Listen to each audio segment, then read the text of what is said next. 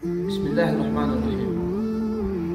الحمد لله وإن الحمد دائما لله والصلاة والسلام على سيدنا محمد خير خلق الله وبعد.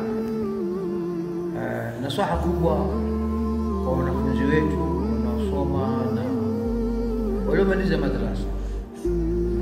Kuna mfano akwambia ma wasala illa bil hurma wa ma saqata man saqata illa bi tarkil hurma.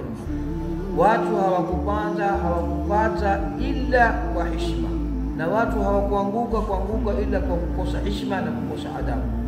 Na maadamu tuko katika masala ya ilmu, hata kama wewe umemaliza madrasa, ni muhimu sana uheshimu shekhe lako, na walioko madrasa hapa ndio ziada kabisa katika kuheshimiana, kwa sababu ndio elimu itapatikana. Hata kuna mfano mzuri wa Lamu, Sheikh Muhammad Adnan al-Ahdari, qutbi wetu huyu, alipokuwa akisoma, semekana Riadha walipokuwa wakisoma kulitoa maji katika mabusati yale, mwalimu wake akija, wale wenye kutia maji msikitini wakakimbia, yeye akaketi, akatukana na mwenye Badawi, akatukanwa kimya, na yeye ajua si yeye aliyotia yale maji.